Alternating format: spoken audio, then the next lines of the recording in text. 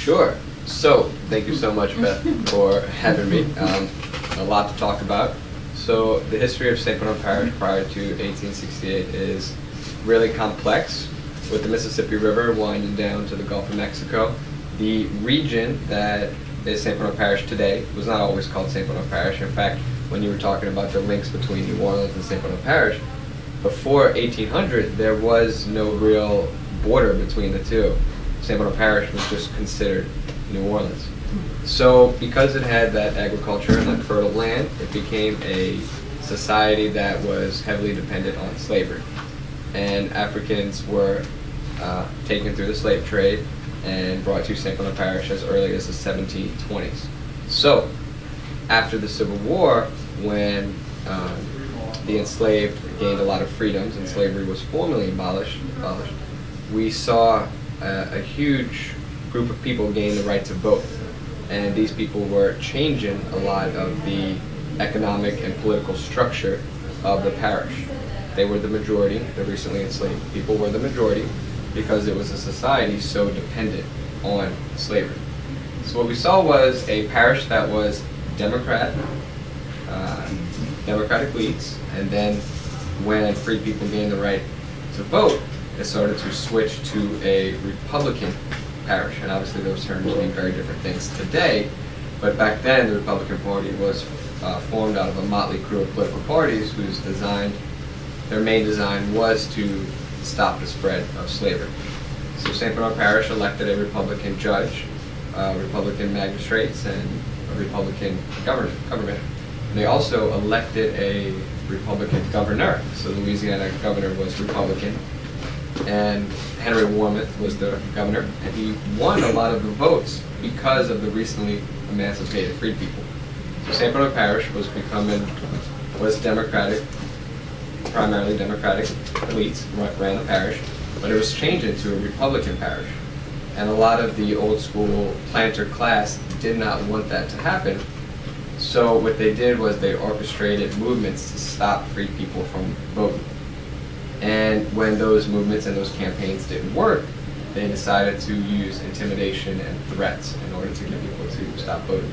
Again, when that didn't work, they organized a full-scale massacre just days before the 1868 election.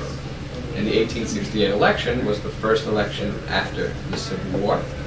And in that election, there were two candidates, a Republican candidate and a Democratic candidate. If the Democratic candidate were to win, that Democratic candidate would end federal reconstruction of the South. In other words, the South would be returned to what's called home rule. It would be returned to that old white planter class. So that old white planter class launched a lot of propaganda to get poor whites to vote in favor of the Democratic Party. Sound familiar? Switch the parties around and you'll see a lot of similarities there. Poor whites were illiterate, and they were organized through barbecues, and they were given free drinks and free meat and told to go out and vote and to stop free people from voting. So what I have here is a book about a specific massacre that happened when those whites in St. Bernard Parish attempted to stop free people from voting, and it didn't go like they wanted. So they organized a massacre. What I'm going to do is just read the introduction. And in that introduction, I'm going to focus on a specific story of a person who survived an execution, who I focused in on. And I'm going to talk about how I came across this book. Does anyone have any questions before I begin the introduction? Hello. How are you? All right, so this is the introduction to the book. And also, thanks everyone so much for coming. It's such a pleasure to have everyone here. On a cool October morning in 1868, Lewis Wilson, a recently emancipated freedman, put on his finest clothes, hopped on his employer's horse, and headed to the St. Bernard Parish Courthouse. He was a witness in an ongoing case. Wilson heard word from round town that the white people were going to come out and kill all the colored people who were Republicans or, quote, believed in the Union. Racial tensions were high over the upcoming presidential election. He had witnessed some freedmen being shot the night prior, but assumed the worst was over. On his return from the courthouse, a group of white men led by Warren Check coerced Wilson to dismount his horse, struck him in the jaw with a gun, and tossed him into a wagon with other captive freedmen and Dr. Moses Lenley Lee, a wealthy white Republican from New York. The capturers transported the victims to Florey's, a local coffee house temporarily converted into a makeshift prison.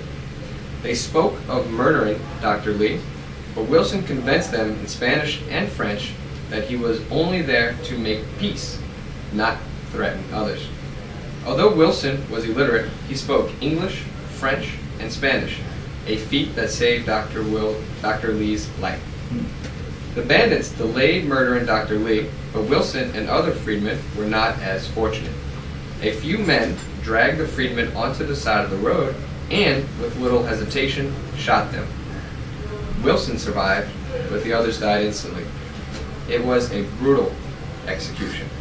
Wilson, with a bullet lodged in his leg, managed to crawl into the nearby brush. One of the executioners approached him and shot him in the shoulder. The perpetrators left Wilson for dead. He hid in the cane fields for 3 days until he felt safe to return home. We do not know much about Wilson, but we do know these details from the testimony and concurrent testimonies provided within a month of the ordeal. After giving testimony of his ordeal, he remarked, quote, "This is such a cold, bad place, and I am afraid I will die here. I want to be taken to a hospital." His story and similar others surrounding the course of events in St. Bernard Parish in 1868 have faded from memory. At the time of the government investigations, the ordeal was frequently dubbed, quote, "the St. Bernard riot." But there is no evidence of a riot, only evidence of a massacre systemically orchestrated against the freed people of St. Bernard Parish. A riot presumes spontaneity, or that similarly matched sides chaotically exchange blows. Almost all free people killed were unarmed. Considering this was a calculated event with all the characteristics of a massacre, it is labeled a massacre in this book as opposed to a riot. At least one investigation does label the events a massacre. The Louisiana General Assembly does not acknowledge the killings as riotous. According to the report, quote, "The charge of Negro riots was hypocritical. It was intended solely to arouse the passions of the base and the turbulent, so as to make them ready instruments of designing political leaders." I originally found the story combing through the history of St. Bernard Parish as I taught 8th grade Louisiana history at St. Bernard Middle School, located in the region where the massacre occurred. St. Bernard Parish is directly adjacent to New Orleans on the same side of the river, the East Bank. I searched local stories to help my students relate to the content and ignite interest. I was immediately captivated once I stumbled across this tragic and fascinating ordeal. I grew up in St. Bernard Parish, where these events occurred, and lived here almost my entire life. More importantly, I teach the descendants of many people mentioned in this work. I continued to have classes where students carried the last names of the victims and perpetrators. In order to help comprehend the events leading up to the massacre, it is imperative to understand the multifaceted history of St. Bernard Parish prior to 1868. Establishing historic context is vital to more accurately comprehend an event or society. Much of the history regarding these regions is focused on wealthy elites, typically plantation owners, bureaucrats, or aristocrats who dictated important policy and economic decisions.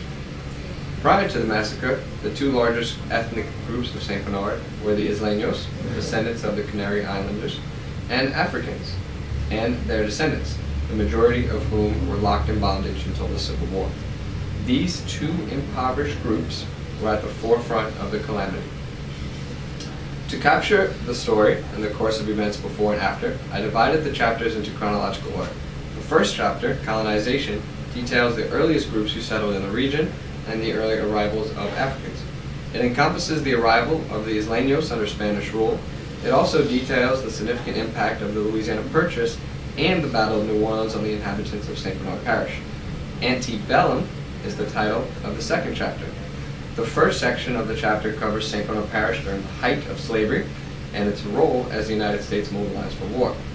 The second section covers the Union invasion, subsequent occupation, and its impact on the people of St. Bernard Parish, notably the emancipation of thousands of enslaved people, all of which had a profound impact on the buildup of the massacre itself. The next 4 chapters focus specifically on the convoluted events surrounding the massacre. Chapter 7, Deconstruction, discusses the ending of the massacre, its immediate impact on the region, and its role in crippling Reconstruction efforts. Furthermore, it focuses on those who came to power after the death of Reconstruction and its effect on St. Bernard Parish. It highlights episodes of lynching and other atrocities employed to intimidate African Americans and preserve white dominance. Lastly, Chapter 8, Recollection, discusses St. Bernard Parish as it transitioned into the 20th century and set the stage to morph into its current character as the events of 1868 faded from collective memory. This saga is hardly mentioned throughout history. Perhaps the most documented account of this story is from a report, St. Bernard Riot 1868, written by First Lieutenant Jesse Matlock Lee. Lieutenant Lee was born in Indiana, joined the Union Army at the outbreak of the Civil War, and was later tasked to investigate riots and disturbances throughout Louisiana during Reconstruction. At the age of 26, he visited St. Bernard Parish for a day, interviewed at least 7 victims, and hastily wrote a report to his superiors.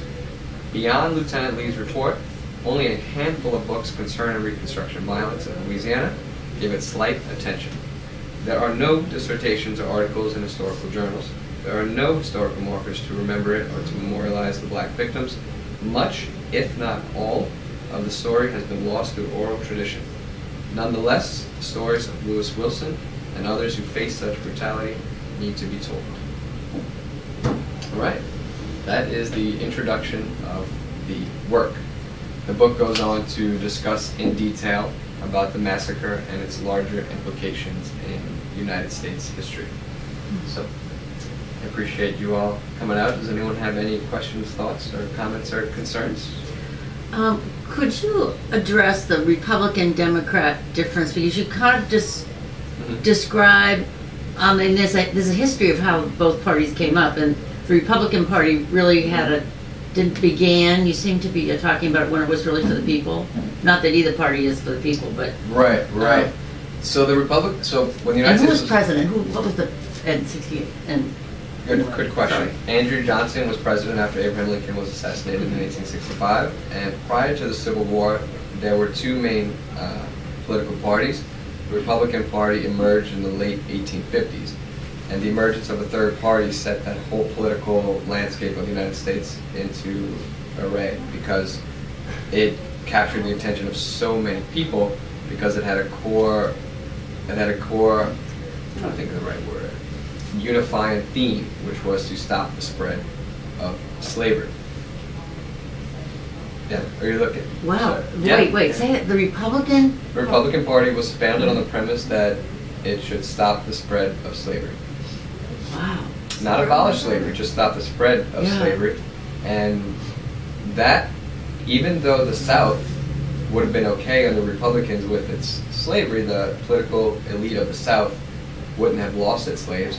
If you stop the spread of slavery into new territories that were just captured from Mexico and purchased, like Oregon and Washington purchased from Great Britain, then the South, the slaveholders would lose their majority in Congress and the Senate, which would obviously eventually lead to the abolition of slavery. So the South the Southern elite had a lot to lose with the Republican president and Republican dominated Congresses and whatnot. Obviously, the Republican Party and the Democratic Party started to switch during 1920s and 1950s and 60s. Right. Wow. It's a great question. Wow.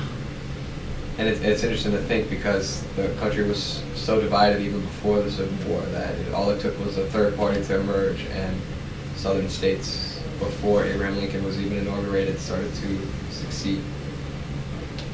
Started with South Carolina, and then it's a great question. Yes.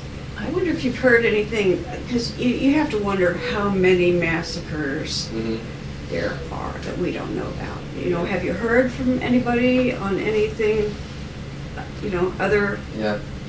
We were just talking about that before it all began and how many massacres there were throughout Louisiana, and it was rampant, especially during the Reconstruction era, because so many Southern whites were bitter that the Confederacy lost, and they were armed and mobilized and angry and mad, and they felt they were losing their rights and lands and whatnot, and cling to their guns. In fact, there's an interesting study today that gun ownership is higher among poorer whites who are afraid that they're losing something, and it's fascinating because it reminds me so much of back then that they felt they were losing something. Whether it was accurate or not is up for debate, because poor whites were treated shitty before and after the Civil War. They were just convinced they were losing something because it was the Southern elite that was convincing them. But they were just being used themselves. They were used as a tool.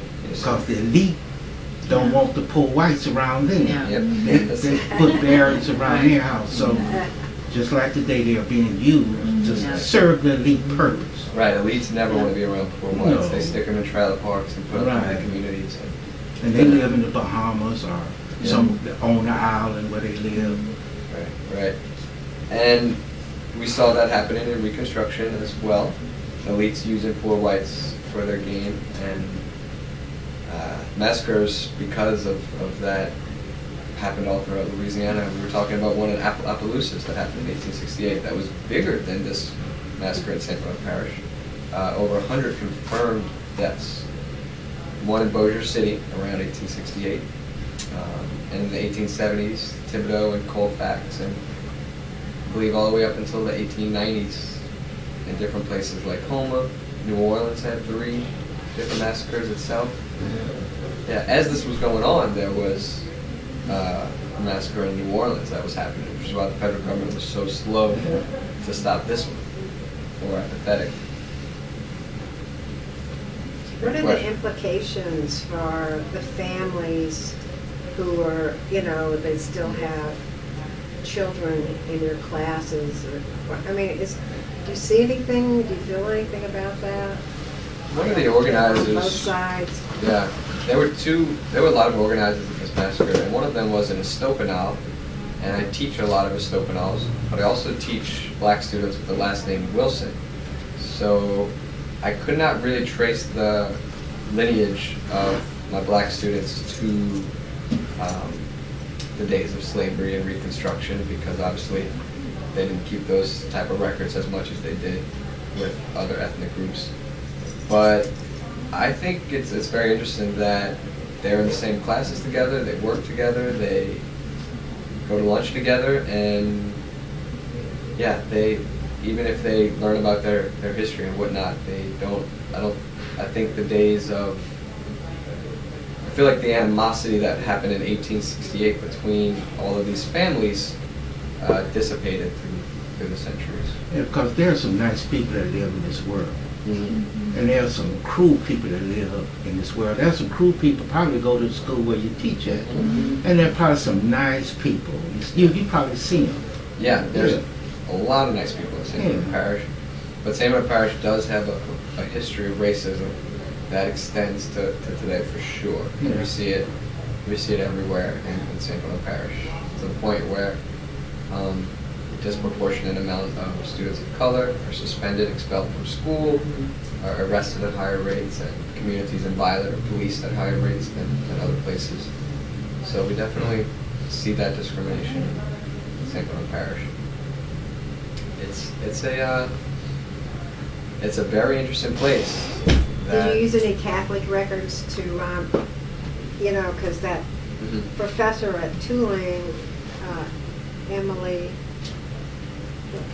Clark maybe, wrote a book on the strange history of quadroons in the United States, but 95% of it's here, the other 5% is in Philly. And she used Catholic records, as well as the existing laws at the time, to explain family lives and how normal they were, even though, like culture, movies and stuff were trying to make the quadroons look sexy and stuff. Right. And really the over-the-top stuff. So, but she used, because they document all the, births, deaths, and marriages. They even, when people weren't married, there were still family records in the Catholic Church. So a lot of the Catholic documents from the church that was existing at this time is the St. Bernard Church, which is still in its same location today. A lot of those records were lost during Hurricane Betsy and Hurricane Katrina. So it was really tough to find actual local records from St. Bernard Parish. In fact, if the federal government didn't come down and do an investigation or congressional inquiries, I really don't know where I'd be with this research. It would probably, it would almost be non-existent, the story, which kind of brings us to what Sharon asked, like how many massacres that occurred that we don't know. We may never know all of them because so many records have been purposely destroyed. And one of the St. Bernard Parish historian who was trying to figure out what happened with the St. Bernard Parish Massacre before Katrina went to find records, and according to him, the St. Bernard Parish government wouldn't give up a lot of those records. So, and they were all lost during Katrina. I can't imagine where this research would have been if I would have had, all of those records. Yes, sir. She just mentioned normal family life, and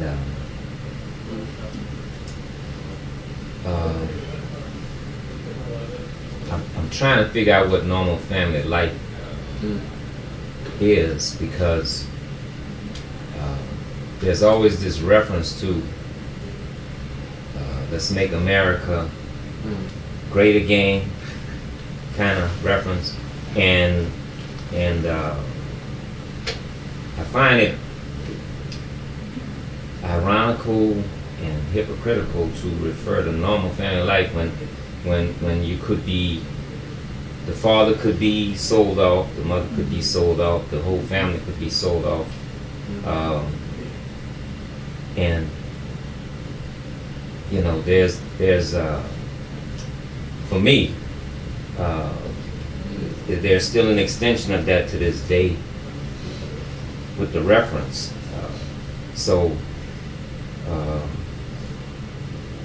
And it's still being, and then what's kind of messed up about it is, or weird about it is, that black family life, the way it is today, it's like they're blamed for the atrocities of the past that are still affecting the families today. So it's interesting that a lot of history has been lost, and a lot of the blame has been put on the victims instead of. It's been bastardized. History has been bastardized. Or it has been erased. How do you get over enslavement when the font that bankrolled this country to be the most wealthy and powerful nation in the world was bankrolled on the font of the descendants of the people who now are the families are now, that net worth of those white descendants are 20 times the worth of the average black family in this country. So how do you get over enslavement when that's still what's going on? You have to make a way out of no way. Thank you. My grandmother was born in 1890. Wow. On the other side of my family, my great grandfather was born in 1860 something, and they just try to make a way, no matter what the struggle was. They just tried to make a way to raise the family. Right. No matter how evil the world was, they tried to keep the family, no matter if somebody was sold off. Right.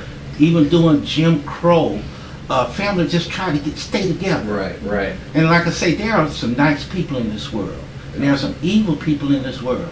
But the nice people sometimes help things out. It wasn't a lot of money around during the time. I'm 66. Right. There wasn't a lot of money going around during that time, but the community helped each other out.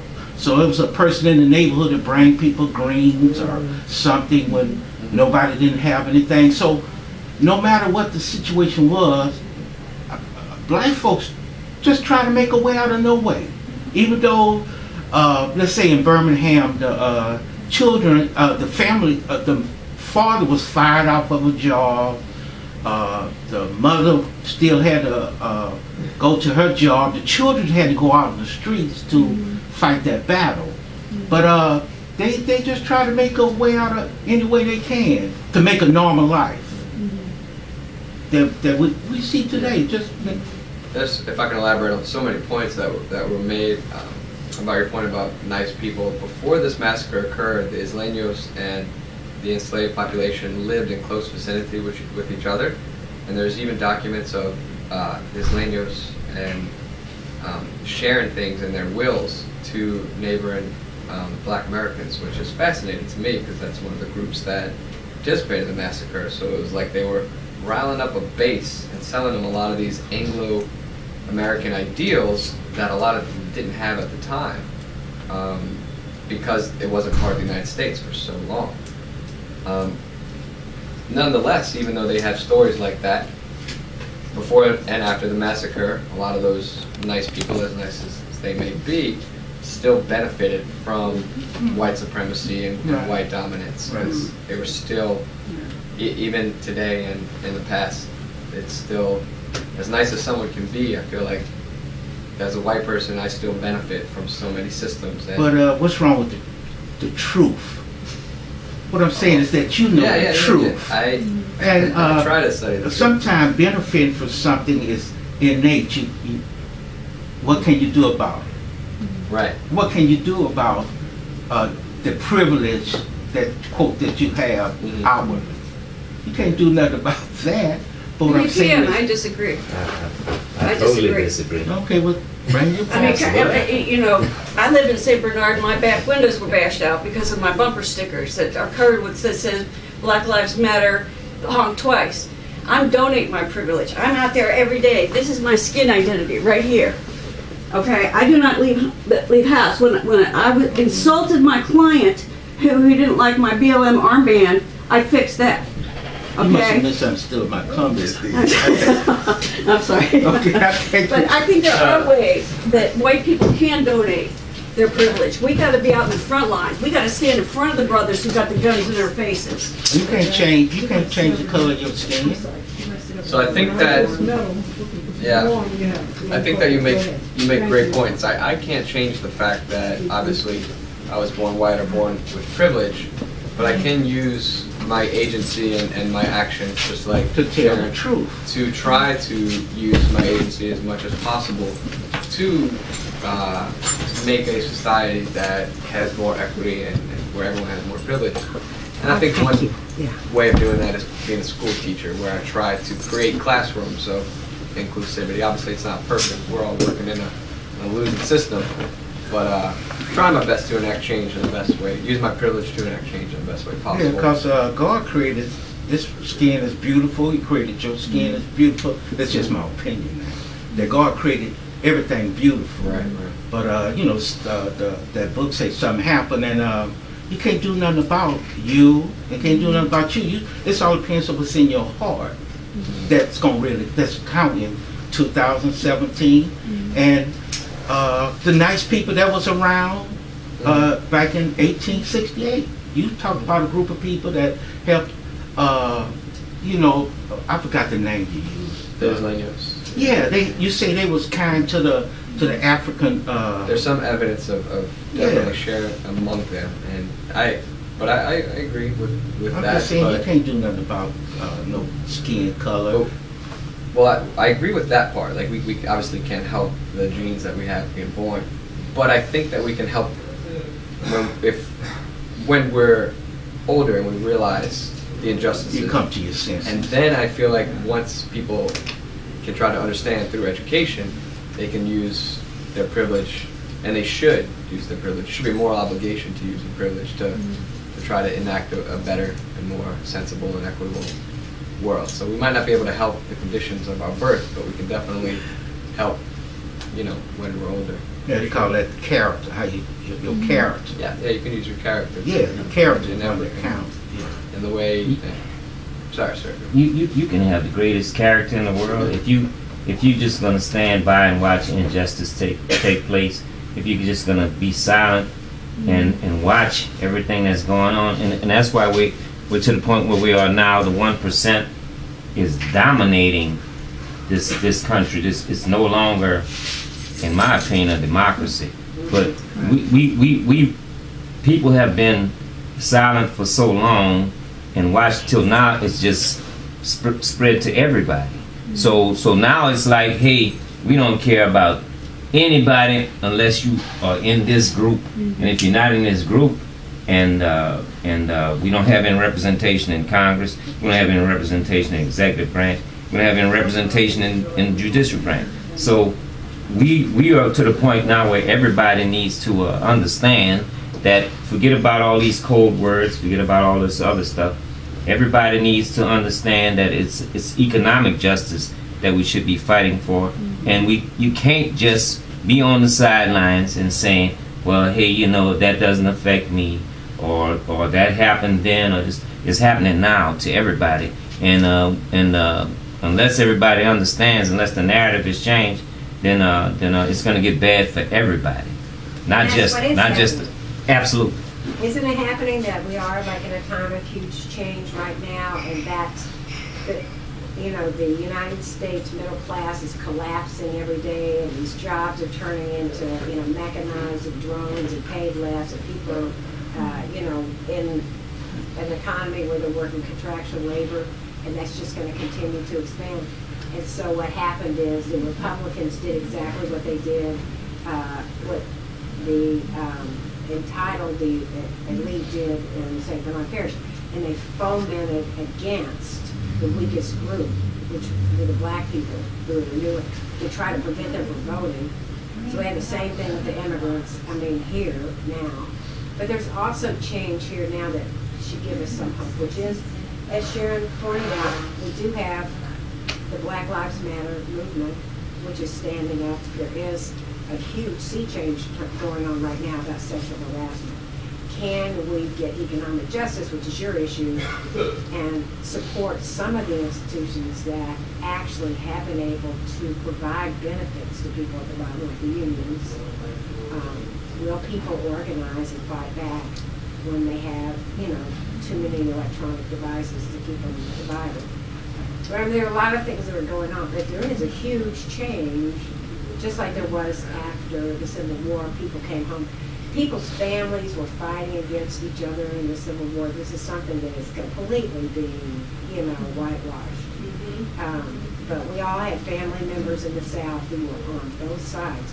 This tore up entire families, and then all those people who were just slaughtered in the Civil War too, because it was such a bloody war and so many people died. The economy was bust, and there were economic sanctions against the South that continued to bleed out our natural resources, but not allow us to have any manufacturing. There were certain systems that were put in place that just were so onerous that all it took was the elites to just say, oh, Hurricane Katrina, we're going to have to keep all the black people from New Orleans, or whatever the circumstance is. It's just, if it's so stressful, it's an opportunity. But we have to be organized, because that is our only source of power. And we need to be more on the page and throwing in the economic justice, because that's I what agree it is something. with everything you said. I wouldn't use the word they went after the weakest group, because the people who survived this massacre, I would say something like maybe the most marginalized group or oppressed or something like that, because the people who survived the massacre and survived slavery were to survive systems like that, or the strongest people you could imagine. It makes me think about when you said what people want to make America great again. I'm always wondering when, and for who. I question things like that, because not in 1868. After researching this, that's. Yes, ma'am. I'm sorry. Sorry, this lady had. Yeah. Okay. I'm gonna preface what I say by my personal view, which is political, social, and economical. And having been a local here in New Orleans, but always interested in why there was such a clear visual dichotomy. I grew up 4808 Perrier. Uptown, one side of the street where we live totally different from the Garden District Rich heading to St. Charles Avenue. In that entire area, you can see the clear distinctions. I've always had a question in mind, why this, why that? And once I got to where my sons were old enough that I could go back to school, I pursued social studies to pursue some of the questions I had. So now, in having retired, because I don't like charter takeovers of our schools, but I was a social studies, U.S. history teacher, and civics teacher. And I watch MSNBC, particularly because they tend to bring out more of the news that Trump and his minions would like to see squashed.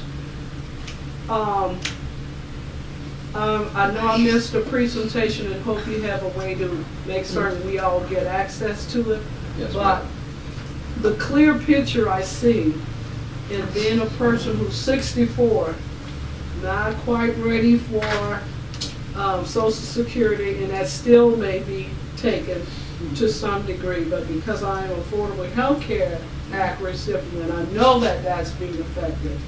I know that the lies that are being put out to sell the tax cut bill benefits the top 1 to 3%. Bottom line, he's lying. He lies up, and this Republican-led Congress, President, and Supreme Court is working in conjunction to make certain what they want they get through any means necessary. And so it takes me back to the 60s, which I love, when we fought back against a lot of this craziness, and all of those were either